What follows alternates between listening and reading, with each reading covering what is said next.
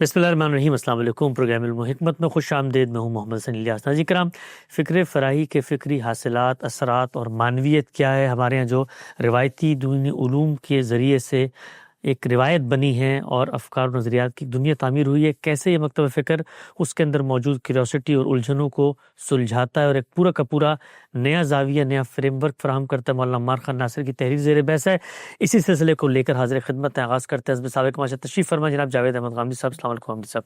وعلیکم السلام۔ ہم سے بہت شکریہ آپ کے وقت کا۔ 4 نکات زیر بحث آ چکے ہیں۔ آج 5ویں نقطے پر ہم غامدی صاحب سے تبصرہ طلب کریں گے۔ مولانا عمار خان ناصر لکھتے ہیں کہ عہد نبوی اور عہد صحابہ کے جہاد کی نوعیت کے درست تناظر میں توضیح اور نتیجتاً جہاد سے متعلق سر سید اور چراغ علی سے لے کر شبلی اور قاری محمد طیب تک پیدا ہونے والے معذرت خواہانہ انداز فکر، اور دوسری طرف فکر مودودی میں توحید و رسالت کو ایک سیاسی آئیڈیالوجی بنا دینے کے فکری انحراف کی اصلاح فکر فراہی میں ہمیں نظر آتی ہے۔ اور ساتھ وہ یہ بھی لکھتے ہیں کہ جتنی چیزیں انہوں نے بیان کی ہیں یہ سب کے سب بڑے اور دور رس فکری نتائج رکھتے ہیں، اور وہ یہ کہتے ہیں کہ 20ویں صدی کی پوری دینی فکر کا محاکمہ کرتی ہوئی نظر آتی ہے فکر فراہی۔ اس کے ساتھ ساتھ وہ یہ بھی کہتے ہیں کہ مستقبل قریب کی حد تک یہی وہ فکر ہے جس کی روشنی میں بڑی الجھنوں کو سلجھایا جائے گا، اور دین اسلام پہ جب غور و فکر، اس کی شرح و وضاحت، تفہیم و تبیین کی بحث ہوگی تو فکر فراہی ایک ریلیونٹ اثر کے طور پر لوگوں میں زیر بحث آئے گا۔ ہم سب 4 نکات زیر بحث آئے تھے۔ پہلے تو میں سب سے آپ سے گفتگو کرنا چاہتا ہوں، جو 5واں نقطہ ہے وہ یہ کہتے ہیں کہ جس طرح باقی جگہوں پہ کیوریوسٹیز موجود تھیں، الجھنیں موجود تھیں، ان کو سلجھانے کی کوشش کی گئی، ایک بڑا جو چیلنج ہے وہ اس 20ویں صدی میں جو بڑے پڑھے لکھے لوگ ہیں ان کو درپیش ہوا، اور وہ تھا جہاد کا۔ پوچھنا آپ سے چاہتا ہوں کہ یہ جہاد والا چیلنج اس صدی میں کیسے سامنے آیا؟ کیونکہ جہاد تو شروع سے چلا آ رہا ہے، اور اس کے جو مسائل یا اس میں کوئی خرابیاں پیدا ہو سکتی ہیں اس کی فکر میں، وہ بھی اس وقت سے ہوں گی۔ 20ویں صدی میں کیا بڑا مارکہ ہوا ہے؟ اس صدی میں انسان کے بنیادی حقوق، قوموں کا حق خود ارادی، قوموں کی اپنی شناخت، اس طرح کی بہت سی بحثیں ہیں جو 3-4 صدیوں کے پس منظر میں پیدا ہوئی ہیں۔ ان پر تنقید کا عمل ہوا ہے، وہ صرف فکری سطح پر پیدا نہیں ہوئی، ان کی بنیاد پر ایک تہذیب وجود میں آئی ہے۔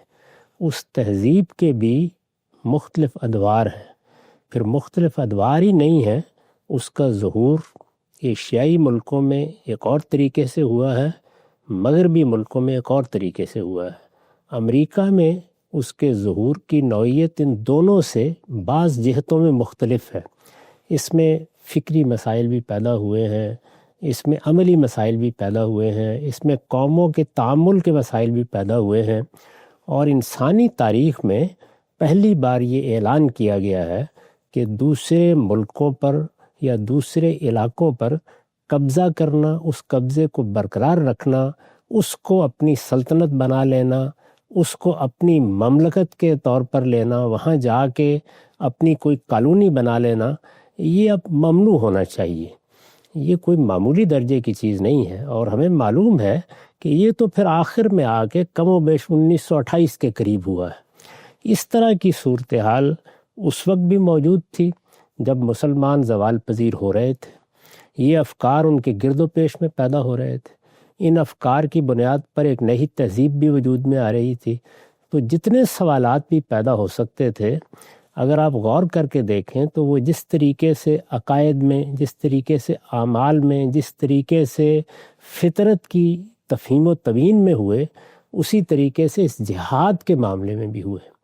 یعنی ہمارے ہاں صورتحال یہ نہیں تھی کہ اگر کسی زمانے میں لوگ حملہ کرتے رہے ہیں، وہ اگر ملکوں پر قبضہ کرتے رہے ہیں، وہ اپنی سلطنتیں بناتے رہے ہیں، وہ مختلف قوموں کو محکوم بناتے رہے ہیں، تو یہ ماضی کا ایک قصہ ہے، اس کو آپ ماضی میں چھوڑیے اور آئیے ایک نئی دنیا بنا لیتے ہیں۔ یہ مغربی قوموں کے لیے ممکن تھا، اس لیے کہ ان کے ہاں اس کی روایت کہ وہ شریعت کو پیش نظر رکھیں یا دین کی ہدایت کو بھی ان معاملات میں دیکھیں، سینٹ پال کے زمانے سے ختم ہو چکی تھی۔ یہ اعلان کر دیا گیا تھا کہ شریعت کا معاملہ یہود کے ساتھ خاص تھا، وہ ختم ہوئی۔ اب اس کے بعد ہمارے لیے سیدنا مسیح پر ایمان لانا کافی ہے، وہ ہمارے نجات دہندہ ہیں، انہوں نے آدم کے ازلی گناہ کا کفارہ بھی ادا کر دیا ہے، چنانچہ اب لوگوں کے لیے اخلاقی چیزوں کی پابندی کرنا ہی کافی ہے۔ اس طرح کی شرعی پابندیوں کا معاملہ ختم ہوا۔ یہ تو ایک جوا تھا جو انسان کی گردن میں ڈالا گیا تھا، وہ مسیح نے آ کر اتار دیا ہے۔ یہ فیصلہ وہ صدیوں پہلے کر چکے تھے۔ چنانچہ جب یہ چیزیں پیدا ہوئیں تو ان کے ہاں اس معاملے میں کوئی ایسی چیز نہیں تھی جو مذہب کا مقدمہ ہو اور وہ زنجیر پا بن جائے، ٹھیک، جبکہ ہم مسلمانوں کے ساتھ یہ صورتحال بالکل مختلف ہے۔ یعنی یہاں تو یہ تھا کہ جہاد اور قتال ہماری کتاب میں زیر بحث ہے۔ ہم اپنی کتاب کے بارے میں تو کسی دور میں بھی اس نتیجے پر نہیں پہنچے کہ اب اس کی شریعت منسوخ ہو گئی ہے یا یہ بنی اسماعیل کے ساتھ خاص تھی، اس طرح کا تو کوئی معاملہ نہیں ہوا۔ چنانچہ یہ لازم بھی تھا اور ناگزیر بھی کہ اس خاص مسئلے کا بھی مطالعہ کیا جائے۔ تو اس صدی میں ہم یہ دیکھتے ہیں کہ بہت سے لوگوں نے قرآن مجید میں اس کے احکام کو سمجھنے کی صحیح کی ہے۔ اس میں انہوں نے بہت خوبی کے ساتھ یہ بیان کر دیا ہے کہ اگرچہ بہت سی تعبیرات لوگ کرتے رہے لیکن دو چیزیں اہمیت اختیار کر گئیں۔ ایک یہ کہ بعض لوگوں نے یہ دعویٰ کر ڈالا اور بہت اصرار کے ساتھ کہ یہ صرف جارحیت کے مقابلے میں دفاع کے لیے کیا جاتا ہے۔ اگر آپ بظاہر دیکھیں تو صورتحال بھی ایسی نظر آتی تھی، یعنی بدر میں بھی قریش حملہ آور ہوئے، احد میں بھی وہی بدلہ لینے کے لیے آئے، احزاب میں وہی پورے عرب کو چڑھا لائے۔ تو اس وجہ سے رسالت مآب صلی اللہ علیہ وسلم کی مدافعت ہی کا عمل تھا جو ابتدا میں نظر آتا ہے۔ پھر اس کے بعد جب اپنی طرف سے بھی اقدام کیا گیا تو بڑی آسانی کے ساتھ یہ بتایا جا سکتا تھا کہ یہ بھی اصل میں ایک مدافعانہ اقدام ہی ہے۔ یہ صورتحال ایک طرف سے پیدا ہوئی جس پہ انہوں نے بہت سے لوگوں کا نام بھی لیا ہے، اس میں بعض عالم عرب کے بڑے علماء بھی ہیں اور ہمارے ہاں کے بھی بڑے علماء ہیں۔ وہ یہ خیال کرتے تھے کہ جس طرح دنیا میں اب یہ مانا جاتا ہے کہ مدافعت میں یعنی امن قائم ہونا چاہیے دنیا میں، لہٰذا جارحیت گوارا نہیں کی جائے گی۔ جارحیت اگر کوئی قوم کرتی ہے تو مجھے بھی، آپ کو بھی، جس طرح فرد کی سطح پر دفاع کا حق ہے اسی طریقے سے قوموں کو قومی سطح پر بھی اور جماعتوں کو جماعتی سطح پر بھی دفاع کا حق ہے۔ یہ بات یہ معلوم ہوتا تھا کہ موجودہ زمانے میں جو نقطہ ہے نظر پیدا ہوئے ہیں، جنگ کی جو اخلاقیات وجود میں آ رہی ہے، جس طرح کے مختلف کنونشنز کے ذریعے سے اقدامات کیے جا رہے ہیں، قیدیوں کے ساتھ یہ کرنا ہے، فلاں کے ساتھ وہ کرنا ہے، وہ ساری چیزیں ایک جگہ پر بیٹھ جائیں گی۔ پہلی دوسری جنگ عظیم میں دنیا نے بڑی جنگ کا مقابلہ کیا تھا یا بڑی جنگ کا تجربہ کہیے کیا تھا، اس لیے کہ مقابلے میں یہ بھی تھے، مقابلے میں مخالفین بھی تھے۔ تو ان چیزوں کے پس منظر میں یہ بحث بہت غیر معمولی اہمیت اختیار کر گئی۔ موجودہ زمانے میں آپ یہ جانتے ہیں کہ الحاد کی طرف سے بھی، یعنی پہلے مرحلے میں بھی، درمیان کے مرحلے میں بھی، اور اب یہ مرحلہ گزر رہا ہے جس میں بڑی حد تک الحاد سر اٹھا کے بات کر رہا ہے۔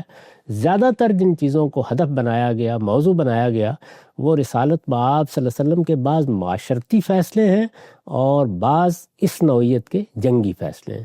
مثلا بنو قریظہ زیر بحث آ گئے، مثال کے طور پر بعض حملوں کی منصوبہ بندی کے واقعات زیر بحث آ گئے، بعض قیدیوں کے معاملے میں جو اقدامات کیے گئے وہ زیر بحث آ گئے۔ اب بھی اگر آپ دیکھیں تو تعدد ازواج پر، غلامی پر، انہی چیزوں پر زیادہ بحث ان حلقوں میں ہو رہی ہوتی ہے۔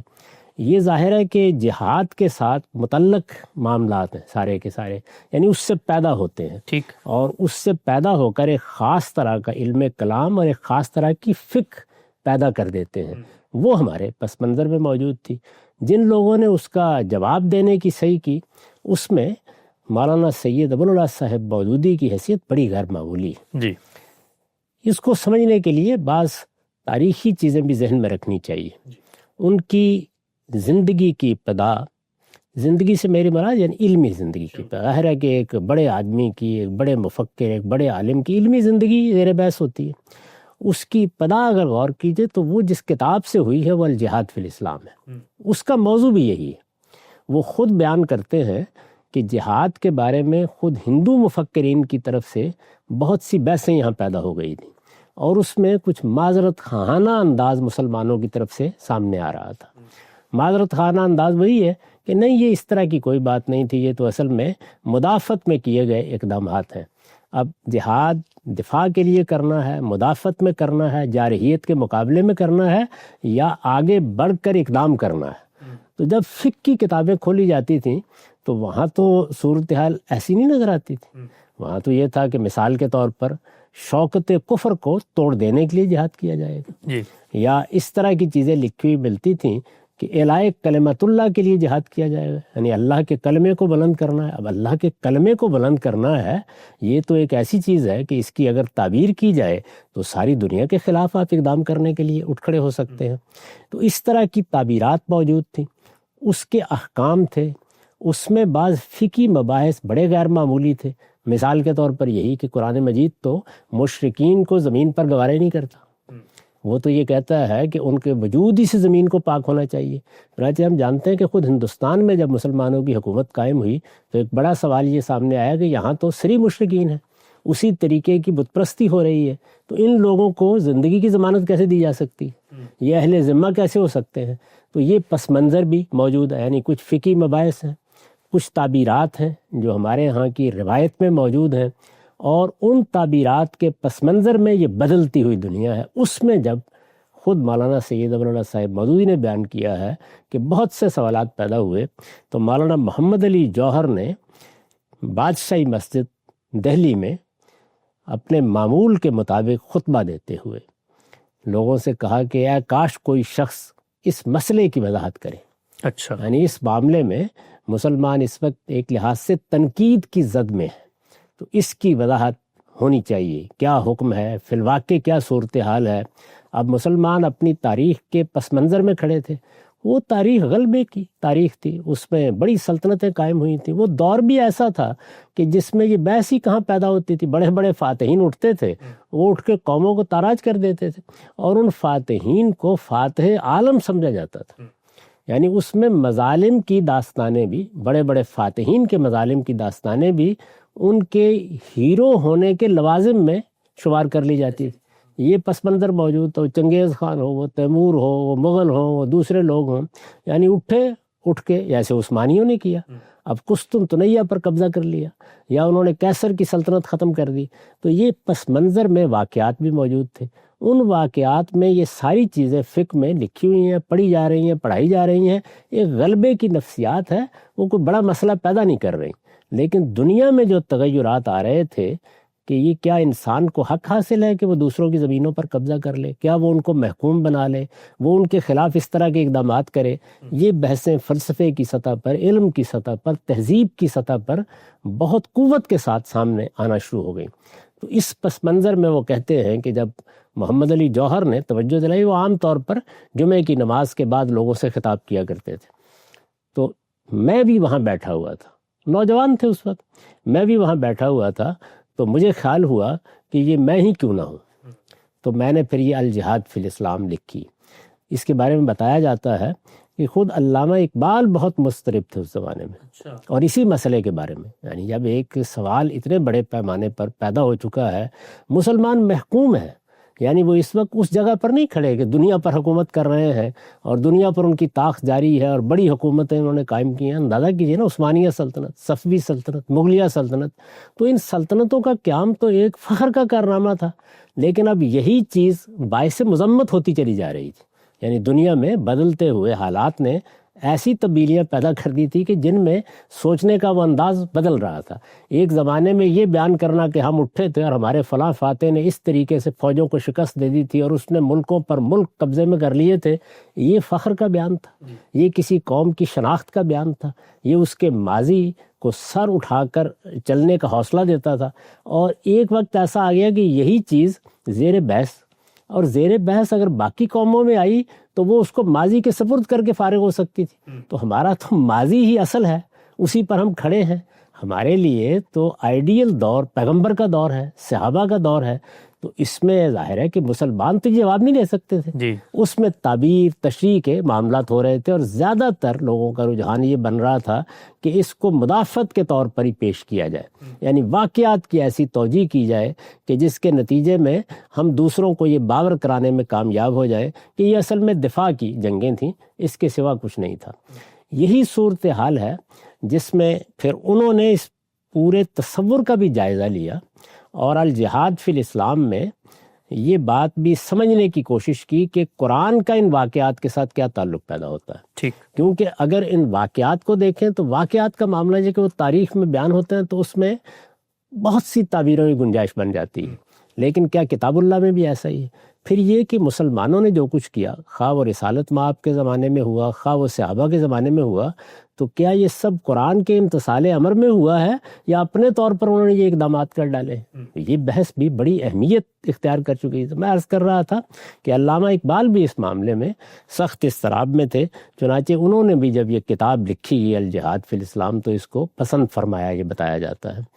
اور کتاب فی الواقع ایسی ہے کہ اگر آپ اس کو پڑھتے ہیں تو اس میں بہت ہی سائنٹیفک طریقے سے ایک پورا مقدمہ پیش کیا گیا ہے، لیکن اس مقدمے نے دین کے پورے نظم میں کھڑے ہو کر دین ہی کی ایک دوسری تعبیر کی بنیادیں رکھ دی۔ عجیب، اچھا، یعنی اس کتاب کو اگر آپ دیکھیں تو اصل میں بنیاد وہاں سے اٹھی ہے۔ پھر مولانا سید ابو العلا صاحب مودودی نے قرآن کی 4 بنیادی اصطلاحیں لکھی، پھر ان کے اقامت دین کا ایک خاص تصور پیدا ہوا، اقامت دین کے اس تصور پر تنقید ہوئی تو انہوں نے سورہ شورا کی آیت 13 کے تحت اس کا جواب دیا، اس میں تفصیل کے ساتھ اپنا موقف بیان کیا۔ اگر آپ اس سارے پس منظر کو سامنے رکھیں تو وہ تعبیر ہے جس کی طرف یہاں مولانا عمار خان ناصر صاحب نے اشارہ کیا ہے، یعنی اس میں توحید، رسالت، اسی طریقے سے دین کے احکام، آداب سب اصل میں ایک عالمی تحریک کے موضوع بن گئے۔ یعنی ہمارے سامنے یہ دنیا ہے، اس دنیا میں ہم کو توحید کی بنیاد پر ایک انقلاب برپا کرنا ہے، یہی ہمارا حقیقی مدعا ہے۔ اس میں ایمانیات کی بنیادیں بھی اصل میں ان دنیوی نتائج کے لیے پشت پر کھڑی ہوئی قوت ہے۔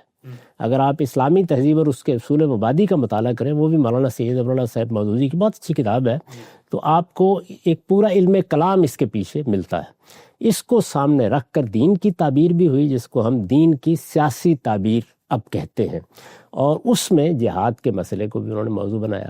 تو اس کی طرف انہوں نے اشارہ کیا ہے کہ 2 اس میں انتہائیں وجود میں آئی ہیں۔ ایک تو وہ تھی مدافعانہ، معذرت خواہانہ، کہ یہ تو کچھ بھی نہیں تھا، اصل میں مدافعت کا معاملہ تھا، یا یہ کہ خطرہ محسوس ہوا تو آگے بڑھ کے خطرے کا استحصال کر دیا۔ یہ آج کل بھی آپ نے دیکھا ہوگا کہ بعض موقعوں کے اوپر بعض وہ ملک جو دنیا پر اس وقت حکومت کر رہے ہیں، وہ یہ کہتے ہیں کہ اگر ہمیں کوئی خطرہ محسوس ہوگا تو ہم پہلے جا کے اس خطرے کا سد باب کر دیں گے۔ اس کو بھی مدافعتی سے تعبیر کیا جاتا ہے۔ تو بعض چیزوں کو اس طریقے سے واضح کرنے کی لوگوں نے صحیح کی، بعض جزوی واقعات کو بنیاد بنا کر بھی لوگوں نے مدافعتی کے خانے میں بہت سے رنگ بھر دیے ہوئے تھے۔ تو مولانا سید ابو العلا صاحب مودودی نے الجہاد فی الاسلام میں یہ بتایا کہ نہیں، جہاد کی 2 صورتیں، ایک صورت جہاد کی مدافعانہ ہے، اس پر تو کوئی بحث ہی نہیں ہو سکتی، آپ بھی دنیا اس کو مانتی ہے، انسان کا ضمیر بھی اس کو قبول کرتا ہے۔ کوئی مجھ پر حملہ کرے گا، خواہ وہ شخصی لحاظ سے حملہ آور ہو، خواہ وہ قومی لحاظ سے حملہ آور ہو، یہ حق تو مجھے حاصل ہے کہ میں مدافعت میں تلوار اٹھا لوں۔ تو پہلے انہوں نے یہ بیان کیا، اس کے بعد انہوں نے ایک نئی تعبیر اختیار کی، مصلحانہ جنگ کی۔ یعنی ہمارے سامنے اللہ تعالیٰ کی ہدایت کے مطابق اصلاح کا ایک پروگرام ہے۔ اچھا، یعنی ہم مصلح ہیں دنیا میں، ہمیں اسی لحاظ سے برپا کیا گیا ہے۔ ہمارے پیش نظر ایک مشن ہے، اور وہ یہ کہ ہمیں دنیا میں صالحین کا اقتدار قائم کرنا ہے۔ اس دنیا میں خدا سے پھرے ہوئے لوگوں کو حق کی حکومت حاصل ہی نہیں ہے۔ وہ لوگ جنہوں نے اللہ کو ماننے سے انکار کر دیا، یا اللہ تعالیٰ کے ساتھ شرک کیا ہے، یا اسی طریقے سے پیغمبروں کی بات نہیں مانی، یا شریعت کو منسوخ کر دیا ہے، یا اسی طریقے سے سرے سے کسی شریعت کے قائل ہی نہیں ہے، یا الحاد کے علمبردار ہے، وہ خدا کی زمین پر جینے کا حق تو رکھتے ہیں، اللہ تعالیٰ نے ان کو مہلت دے رکھی ہے، لیکن وہ حکومت کرنے کا حق نہیں رکھتے۔ دنیا میں یہ حق صرف صالحین کو حاصل ہے۔ صالحین کو یہ حق کیوں دیا گیا ہے؟ اس لیے کہ اس کائنات کا پروردگار اپنی زمین پر فساد پسند نہیں کرتا۔ تو اگر شرک ہوگا، اگر چوری ہوگی، اگر بدکاری ہوگی، اگر جنسی انحرافات ہوں گے، اگر لوگوں کے حقوق تلف ہوں گے، تو اس سے بڑا فساد کیا ہو سکتا ہے؟ تو یہی فساد ہے جس کو زمین سے ختم کرنے کے لیے پیغمبروں کی بعثت ہوئی ہے، اور وہ چونکہ اس فساد کو ختم کرنے کے لیے مبعوث ہوئے ہیں، اور اس فساد ہی کے پیش نظر ان کو تلوار بھی اٹھانی پڑی ہے، تو ان کو نہ صرف یہ کہ مدافعت میں جنگ کرنے کا موقع ملا، بلکہ اس کے مواقع پیش آئے، اس کے ساتھ ان کو دنیا کی اصلاح کے لیے بھی جنگ کرنے کا۔ عجیب، اچھا۔ تو یہ مصلحانہ جنگ کیا ہے؟ مصلحانہ جنگ دنیا کی اصلاح کے لیے کی جانے والی جنگ ہے۔ اس میں فساد، فتنہ، یہ جتنی چیزیں بھی ہیں وہ یہی بتاتی ہیں۔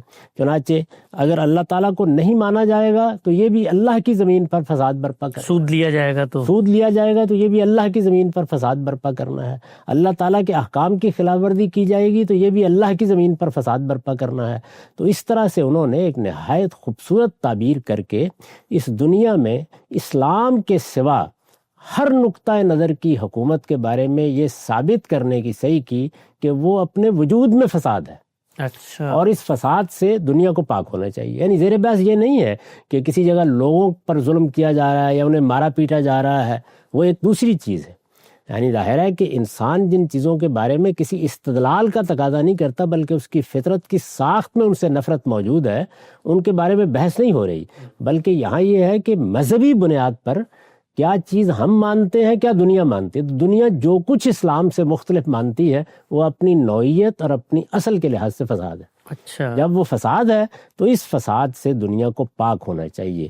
اس کو انہوں نے مصلحانہ جنگ سے تعبیر کیا، اور اس کے نتیجے میں توحید، رسالت، دین، یہ سب کے سب مابعدت طبیعیاتی حقائق تو رہے، لیکن خود اس دنیا کے اندر یہ ایک نئے نظام کی اساسات بن گئیں۔ یعنی توحید بھی حقیقت میں، یا رسالت کا تصور بھی، یا شریعت بھی، وہ بھی اس دنیا کے اندر فساد کو، خاتمے کو سامنے رکھ کر اپنا سارا نظم ترتیب دے رہی ہے۔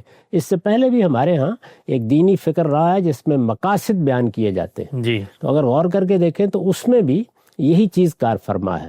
تو اس کے پیچھے کچھ ایسے آثار موجود تھے، اور جیسے میں نے عرض کیا کہ شوکت کفر کو ختم کرنے کے لیے تلوار اٹھانی ہے، اعلاء کلمت اللہ کے لیے، یہ ساری چیزیں بھی بالکل ایسے محسوس ہوا جیسے مولانا سید ابو اللہ صاحب مودودی نے ایک ایسا نظام فکر بنا دیا ہے جس میں ٹھیک اپنی جگہ پر بیٹھ گئی، یعنی ہر چیز اپنی جگہ کے اوپر آ گئی ہے۔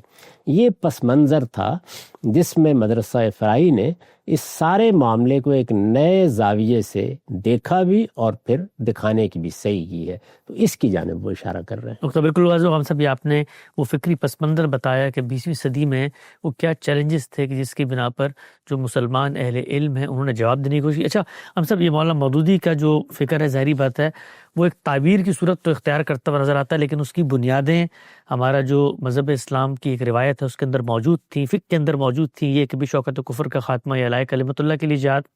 یہ جو پہلا مکتبہ فکر ہے جس میں سر سید کا انہوں نے ذکر کیا ہے، شبلی کا ذکر آتا ہے، تو یہ جو لوگ ہیں ان کے سامنے جو چیلنج آیا، کہا جاتا ہے کہ چونکہ اس زمانے میں مستشرقین بڑے پیمانے پہ دین اسلام پر اعتراضات کر رہے تھے اور دنیا کو باور کرا رہے تھے کہ یہ لوگ اس طرح کے بروٹل نظریات رکھتے ہیں، تو یہ جو معذرت خواہانہ رویہ سامنے آیا، کیا اس کی وجہ یہ تھی کہ سامنے جو اعتراض کرنے والے اور وہی قوتیں جو سو غالب بھی ہو رہی ہیں ان کو ایڈجسٹ کیا گیا، ان کے لیے اطمینان بخش ایک تعبیر دی گئی ہے؟ کہا جا سکتا ہے، یعنی جو اعتراضات کیے جا رہے تھے جس طرح کہ میں نے ابھی وضاحت کی، ایک خصوصی پس منظر میں کیے جا رہے تھے، یعنی دنیا میں کچھ نئے افکار پیدا ہو گئے تھے، یا یوں سمجھ لیجئے کہ بعض پرانے افکار نے نیا پیرہن اختیار کر لیا تھا، اور اس نئے پیرہن کو اختیار کر لینے کے بعد بظاہر وہ دنیا کے لیے بڑی پرکشش چیز بھی بن رہے تھے۔ اب یہ دیکھیے نا، یہی بات کہ کسی کو کسی پر حملہ نہیں کرنا چاہیے۔ کسی علاقے پر اگر آپ نے جارحیت کے نتیجے میں بھی قبضہ کر لیا ہے تو اس وقت کا بین الاقوامی قانون یہ کہتا ہے کہ وہ قبضہ ہمیشہ ناجائز رہے گا۔ یعنی اس سے پہلے تو آپ نے قبضہ کر لیا تو قبضہ کر لینا ہی آپ کے اقتدار کو جائز بنا دیتا تھا۔ یعنی جیسے ہی ہم نے کسی علاقے پر قبضہ کر لیا، حملہ کر کے اس کو محکوم بنا لیا، یہاں مثال کے طور پر سلجوقی آ گئے، یا مثال کے طور پر تیمور کی اولاد آ گئی، یا عثمانی آ گئے، یا ترک آ گئے، یا خوارزم شاہی سلطنت قائم ہو گئی، تو یہ پہلے سے ان کے کسی جہیز میں تو ان کو نہیں ملی تھی، یعنی انہوں نے اس کو اپنی تلواروں کے زور سے بنا دیا۔ جب وہ بن جاتی تھی تو یہی سمجھا جاتا تھا، یعنی آپ اسپین میں چلے گئے، ہسپانیہ میں، وہاں جا کے آپ نے ایک بہت بڑی سلطنت قائم کر دی، کوئی معمولی نہیں ہے، وہ تاریخ کا ایک بڑا روشن باب بن گئی۔ جی، تو اس طرح کے جتنے واقعات بھی ہو رہے تھے ان پر کوئی اعتراض نہیں کرتا تھا، اب اعتراض ہو رہا تھا، اور اس اعتراض میں خود مسلمانوں کی تاریخ، بلکہ صحابہ کی تاریخ، بلکہ خود رسالت مآب صلی اللہ علیہ وسلم کی تاریخ بھی زیر بحث تھی۔ مولانا سید ابو اللہ صاحب مودودی کا ایک مضمون ہے جہاد فی سبیل اللہ، اس کی تمہید انہوں نے اٹھائی ہے، تو اس میں یہ نقشہ کھینچا ہے کہ جب اب ہمارے دین کے بارے میں لوگ بات کرتے ہیں تو وہ یہ کہتے ہیں کہ ذرا دیکھیے ان لوگوں نے کس طریقے سے قوموں کو تاخت و تاراج کیا ہے، کس طریقے سے انہوں نے مختلف بر اعظموں پر قبضے کیے ہیں، کس طریقے سے لوگوں کا خون بہایا ہے، بوئے خون آتی ہے اس قوم کے افسانوں سے۔ تو یہ پس منظر ہے کہ جس میں یہ سوالات بھی اٹھے اور ان سوالات کا جواب دینے کے داعیات بھی پیدا ہوئے۔ اس میں وہ بوئے خون جو آ رہی تھی قوم کے افسانوں سے، اس کو ایک طریقہ یہ تھا کہ آپ اس کی ایسی تعبیر کر دیں جس کا نتیجہ یہ نکلے کہ یہ معلوم ہو کہ یہ تو اصل میں مدافعت میں کیے گئے اقدامات ہیں۔ ٹھیک، اس دائرے میں اگر کچھ چیزیں فی الواقع تھیں تو وہ تو آسانی سے آ گئیں، بعض چیزوں میں جو تعویلات کی گئیں ان کو جب آپ پڑھتے ہیں تو معلوم ہوتا ہے کہ بہت رقیق تعویلات ہیں۔ پھر یہ ہے کہ تعویل کا طریقہ یہ نہیں ہے کہ آپ نے ایک واقعہ دو واقعات کو آپ نے بیان کر دیا، یعنی قرآن مجید کیا کہہ رہا ہے، قرآن مجید کا مدعا کیا ہے، اس کے تحت واقعات کون سے ہوئے ہیں، اس سے ہٹ کے کون سے واقعات ہوئے ہیں، ان سب کے درمیان ایک منطقی ربط، ایک نظم پیدا کر کے آپ کو بتانا پڑے گا نا۔ اس لیے کہ آپ تو یہ کہہ رہے ہیں کہ یہ جو کچھ ہم نے کیا ہے وہ کم سے کم پہلے دور میں اللہ تعالیٰ کی ہدایت کے مطابق کیا ہے، یعنی یہ کوئی ماضی کے فاتحین کا افسانہ نہیں ہے، یہ اللہ کے پیغمبر کے بعض اقدامات ہیں، یا اس کے صحابہ کے بعض اقدامات ہیں، یہ سیدنا صدیق کے اقدامات ہیں، یہ سیدنا فاروق کے اقدامات۔ اس وقت بھی اگر آپ دیکھیں تو مسلمان جس وقت ان پر کوئی افتاد آتی ہے یا وہ کوئی اقدام کرتے ہیں وہی حوالے دیتے ہیں۔ ان کو اگر یہ توجہ دلانے کی کوشش کی جائے کہ اپنی ذرا طاقت دیکھیے تو وہ کیا بتاتے ہیں آپ کو؟ وہ قرآن کی آیت پڑھیں گے، کم من فئۃ قلیلۃ غلبت فئۃ کثیرہ، یہ کتنے ہی چھوٹے چھوٹے گروہ ہیں وہ بڑے گروہوں پر غلبہ پا گئے۔ تو اب ظاہر ہے قرآن کے اس استدلال کے بعد جو وہ لے لیتے ہیں، آپ کیا بات کریں گے، کیسے سمجھائیں گے، کیا محل ہے اس کا، کیا موقع ہے، یہ بتانے کی صحیح کی جائے گی۔ بدر میں 313 نے تقدیر بدل ڈالی، بدلنے آئے تھے یہ لوگ دنیا بھر کی تقدیریں۔ تو اس طرح کے جو بیانات ہیں وہ مسلمانوں کے لیے اب بھی ایک سرمایہ افتخار بھی ہیں، ان کی تاریخ کا حوالہ بھی ہیں، وہ ان کو اپنے روشن ماضی کی مثالیں سمجھتے ہیں، ان سے وہ انسپریشن، الہام حاصل کرتے ہیں۔ اس طرح کی صورتحال میں ظاہر ہے کہ یہ ایک بڑا مسئلہ بن گیا، یعنی اسی وجہ سے انہوں نے 5 بڑے نکات میں، جس میں سے آخری اس وقت زیر بحث ہے، اس کو موضوع بنایا ہے اور یہ بتایا ہے کہ اس میں 2 انتہائیں وجود میں آ گئی تھیں۔ یعنی ایک طرف مولانا سید اللہ صاحب مودودی تھے، وہ خلاصہ اگر کیا جائے تو یہ کہہ رہے تھے کہ مسلمانوں کے اندر بھی صالحین ہی کو حکومت کا حق ہے۔ خود مسلمان اگر دین کے معاملے میں غلط رویہ اختیار کرتے ہیں، دین پر عمل میں کوتاہی کرتے ہیں، دین کے معاملے میں سرکشی اختیار کرتے ہیں، تو وہ بھی حق کی حکومت نہیں رکھتے، ان پر بھی ان کے صالحین ہی کو حکومت کا حق ہے۔ اور پھر دنیا بھر میں مسلمانوں کے مقابل میں کوئی دوسری حکومت قائم رہ ہی نہیں سکتی۔ یعنی وہ اس کو اس طرح بیان کرتے ہیں کہ اللہ تعالیٰ نے زیادہ سے زیادہ اپنی زمین پر اپنے دین سے پھرے ہوئے لوگوں کو یہ حق دیا ہے کہ زندہ رہ سکتے ہو، کیونکہ میں نے تمہیں مہلت دی ہوئی ہے، تو جب موت آئے گی اس وقت تک تم جینا چاہو تو جی سکتے ہو۔ یہ کہ دنیا کا اقتدار وہ سنبھال لیں، لوگوں پر حکومت کریں، ان کے لیے قانون بنائیں، ان کے لیے ضابطے بنائیں، اس سے بڑا شرک اور اس سے بڑا فساد ہو کیا سکتا ہے؟ تو اس کو وہ اس طرح کے بیان کرتے ہیں۔ اس کا نتیجہ یہ نکلتا ہے کہ مسلمانوں کا جو دنیا میں نصب العین سامنے آتا ہے وہ یہی ہے کہ وہ اعلاء کلمت اللہ کے لیے جہاد کرنے کے لیے نکلیں، ان کے اندر اتنی قوت ہو، اللہ پہ بھروسہ کریں، اور سب سے پہلے اپنے آپ کو ٹھیک کریں، اس قابل بنائیں اپنے آپ کو کہ وہ اللہ کے سچے بندے بن جائیں، ان کے ہاں اللہ کی شریعت پر عمل ہونے لگے، ان کے اپنے داخلی نظم میں صالحین کی حکومتیں قائم ہو جائیں۔ یہ صالحین کی حکومتیں ہیں جن کے لیے پھر انہوں نے ایک اسلامی جماعت قائم کر کے جد و جہد کا تصور پیش کیا۔ یہی وہ چیز ہے جس کو بعد میں ہمارے بزرگ ڈاکٹر اسرار احمد صاحب نے منہج انقلاب نبوی سے تعبیر کیا، یعنی اللہ کے پیغمبر نے بھی اصل میں اپنی پوری زندگی ایک دنیوی انقلاب برپا کرنے میں صرف کی ہے۔ ان کا بھی مقصد یہی تھا کہ دنیا سے فساد کو مٹانے کے لیے اور دنیا کو ایک برتر نظام دینے کے لیے ایک انقلاب برپا کیا جائے۔ اب دنیا میں انقلابات کی بھی ایک تاریخ بن چکی تھی، یہ انقلاب فرانس ہے، یہ اسی طریقے سے کمیونزم نے جو انقلاب برپا کیا، اس طرح چین میں جو انقلاب برپا ہوا، ثقافتی انقلاب اور کمیونسٹ انقلاب اور اس طرح کی چیزیں، یہ پچھلے اس سارے عرصے کے دوران میں انقلاب بجائے خود اپنے اندر ایک بڑی طاقتور چیز بن چکا ہوا تھا۔ تو اس کو سامنے رکھ کر اسلامی انقلاب اسی طریقے سے ایک نظام کا غلبہ، نظام بھی موجودہ زمانے میں فاشزم، کمیونزم میں بڑی اہمیت اختیار کر چکے تھے۔ تو یہ ساری چیزوں کو اگر آپ پس منظر میں رکھیں تو اب اسلام کیا ہے، یعنی اس میں بندہ مومن اصل میں توحید کا غلبہ دنیا میں قائم کرنا چاہتا ہے۔ اور توحید کے غلبے کا پہلو کون سا ہے؟ یعنی اس سے پہلے تو زیادہ یہ تھا نا کہ کسی انسان کو اللہ کی ذات میں کسی کو شریک نہیں کرنا چاہیے، اللہ تعالیٰ کی صفات میں، اللہ تعالیٰ کے حقوق میں۔ اب اس میں سب سے زیادہ اہمیت یہ ہو گئی کہ اللہ کے حکم میں کسی کو شریک نہیں کرنا چاہیے۔ یعنی جس وقت کوئی پارلیمنٹ قانون بناتی ہے اور وہ خدا کی ہدایت کو سامنے نہیں رکھتی، جس وقت کوئی حکمران قانون سازی کرتا ہے اور لوگوں کو یہ بتاتا ہے کہ تم فلاں اور فلاں چیز کے پابند ہو، تو یہ اصل میں وہی چیز ہے جس کو بیان کیا گیا ہے کہ تحلیل و تحریم کا اختیار اس نے اپنے ہاتھ میں لے لیا ہے۔ یہ اللہ کی حاکمیت میں شرک ہے۔ تو دیکھیے، شرک اور توحید کی بحث بھی در حقیقت حکومت، حاکمیت، سیاست اس سے متعلق ہو کے ایک تعبیر کی صورت اختیار کرتی چلی گئی۔ ایک پورا تصور اس سے بنتا ہے ہم دنیا کے اندر اصل میں اس فساد کا خاتمہ کرنے کے لیے اٹھے ہیں۔ ہمارا مشن، ہمارا مقصد یہی ہے، اسی کے لیے جینا، اسی کے لیے مرنا ہے۔ چنانچہ نماز کیا ہے، روزہ کیا ہے، یہ ساری عبادات کیا ہیں، یہ تو اصل میں اس دعوت کے، اس تحریک کے، جو لوگ یہ انقلاب برپا کرنے اٹھے ہیں، اس دعوت کے کارکن تیار کرنے کا کام ہے۔ تو اس کو ہمارے بہت بزرگ نصر اللہ خان عزیز صاحب نے ایک بڑی دل نواز نظم میں ڈال دیا تھا۔ اس میں وہ یہ کہتے ہیں کہ میری زندگی کا مقصد تیرے دین کی سرفرازی، میں اسی لیے مسلمان، میں اسی لیے نمازی۔ یعنی اب دیکھیے ہدف کیا ہے کہ دین کو دنیا میں سیاسی لحاظ سے سرفرازی حاصل ہونی چاہیے، خدا کے حکم کو اس پوری دنیا پر نافذ ہونا چاہیے، دنیا کے ایک ایک گوشے میں خدا کے دین کی اور خدا کی شریعت کی حکومت قائم ہونی چاہیے۔ یہ حکومت قائم کرنے کے لیے ہم اٹھے، یہی اسلامی انقلاب ہے، اور اس مقصد کے لیے ہم تلوار اٹھائیں گے، اس کے لیے ہم جہاد کریں گے۔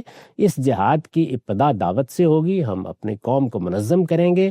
پہلے صالحین اپنی قوموں کے اندر نظم حکومت سنبھالیں گے، وہ فساق اور فجار کو حکومت سے معزول کریں گے، اور پھر دنیا سے فسق و فجور کا خاتمہ کرنے کے لیے نکل کھڑے ہوں گے۔ اور اس میں پھر وہی تعبیر تھی کہ وہ دنیا کی سرحدوں پر کھڑے ہو کر ان سے کہیں گے کہ اسلام لاؤ، ورنہ لڑنے کے لیے تیار ہو جاؤ۔ اگر وہ اسلام نہیں لاتے تو پھر زیادہ سے زیادہ یہ ہے کہ جزیہ دے کر مسلمانوں کے محکوم بن کر رہے۔ یہی تین چیزیں ہیں ان کے لیے، یعنی یہ لڑنا ہے، یا اسلام لانا ہے، یا جزیہ دے کر محکومی اختیار کرنی ہے۔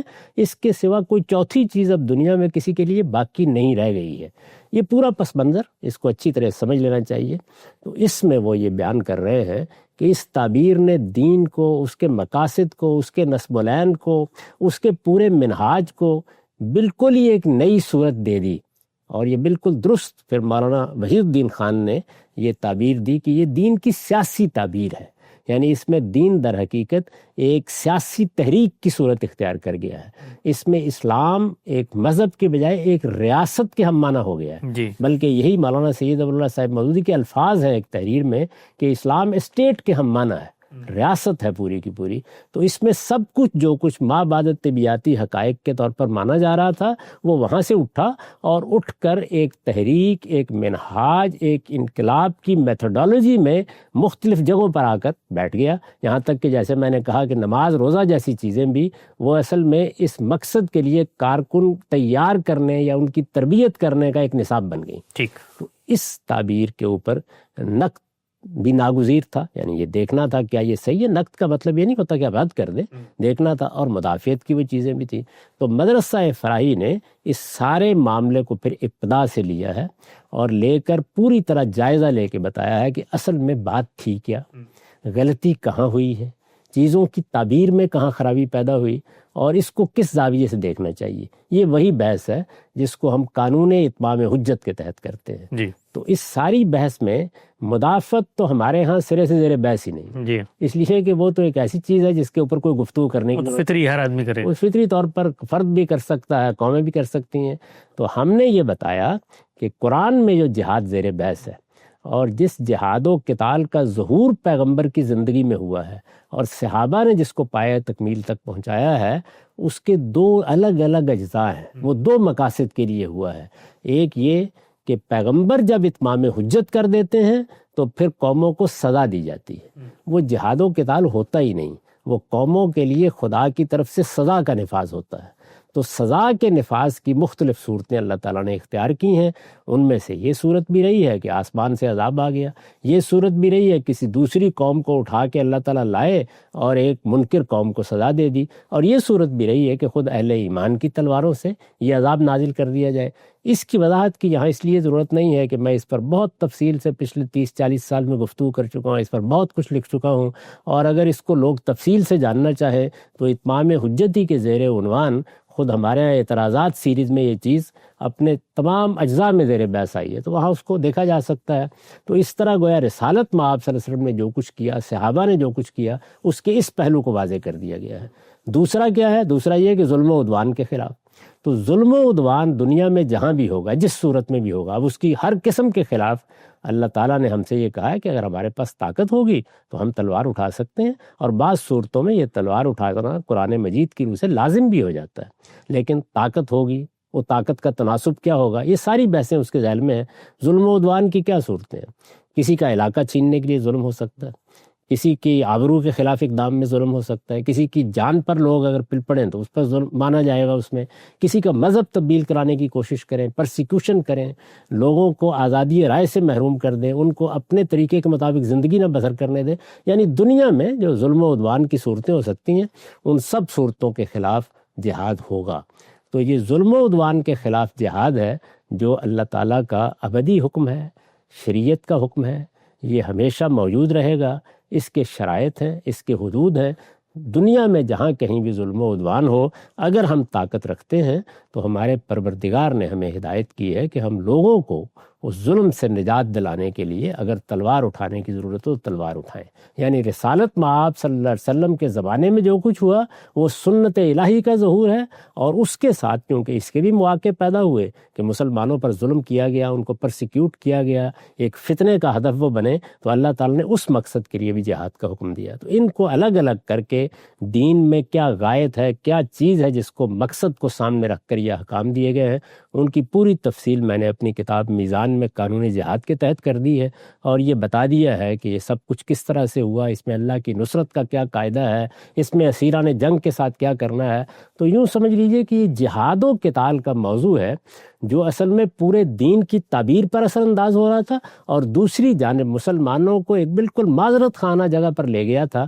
اس کو آپ پس منظر میں رکھیے.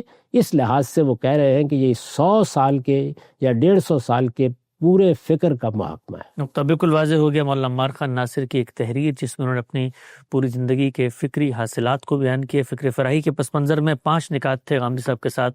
ہم ان 5 نکات کو 5 نشستوں میں زیر بحث لے کر آئے. وقت یہاں پہ ختم ہوتا ہے. دوبارہ حاضر خدمت ہوں گے. اب تک آپ کا بہت شکریہ.